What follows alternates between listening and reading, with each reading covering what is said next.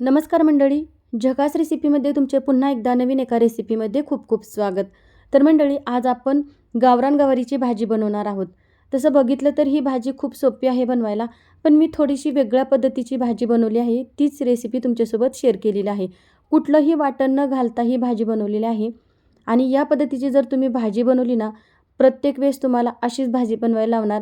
आणि विशेष म्हणजे तुम्ही 2 चपाती खात असाल तर 1 चपाती जास्तीची तुम्ही जरूर खाल आणि बोटे चाटून पुसूल खाल याची गॅरंटी मला आहे.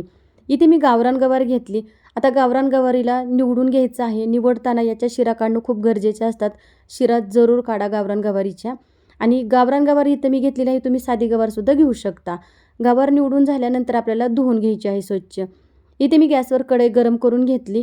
कढईमध्ये अगदी थोडंसं तेल घालायचं आणि यामध्ये धुतलेली गवार घालून घ्यायची.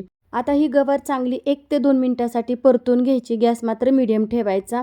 तेलामध्ये चांगली गवार भाजली जाते, त्यामुळे भाजीला अप्रतिम चव येते. गॅस मात्र मीडियम ठेवा. बघा, इथे आपली गवार चांगली परतून झालेली आहे. आता महत्त्वाचा यामध्ये पदार्थ घालायचा आहे, तो म्हणजे बेसनपीठ. तर इथे मी 2 चमचे बेसनपीठ घातले. तुमची भाजी किती आहे, गवार किती आहे त्यानुसार तुम्ही यामध्ये बेसनपीठ घालू शकता.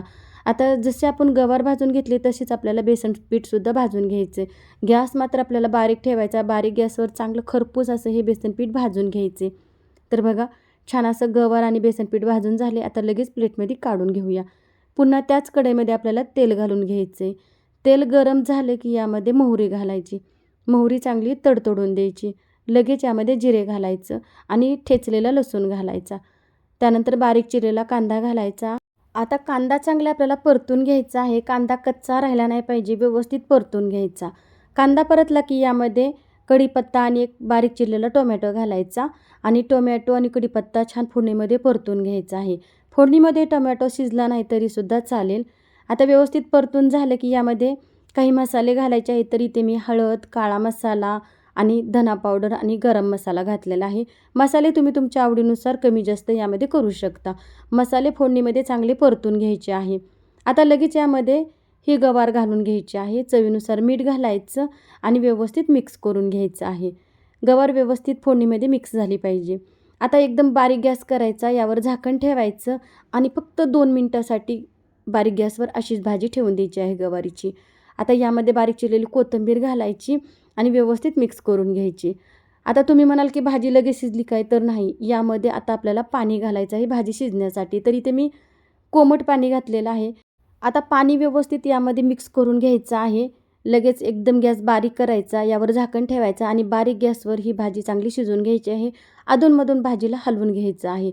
तर बघा तुम्ही, किती मस्त अशी चमचमीत भाजी तयार झालेली आहे. कुठलंही वाटण न घालता ही भाजी तयार झालेली आहे. अजिबात आज आपण शेंगदाण्याचं कूटसुद्धा वापरलं नाही आणि ही भाजी अप्रतिम लागते खायला. जरूर करून पहा. बोटे चाटून पुसून खाल याची गॅरंटी मला आहे. तर मंडळी, आजची ही गावरान गवारीची भाजीची रेसिपी तुम्हाला कशी वाटली कमेंटमध्ये सांगायला विसरू नका आणि माझ्या रेसिपी तुम्ही कुठून पाहता ते सुद्धा जरूर कमेंटमध्ये सांगा, म्हणजे मला पण कळेल की माझी रेसिपी कुठपर्यंत पोहोचत आहे. तर मंडळी, भेटू अशाच पुन्हा एकदा नवीन एका रेसिपीमध्ये. तोपर्यंत बाय.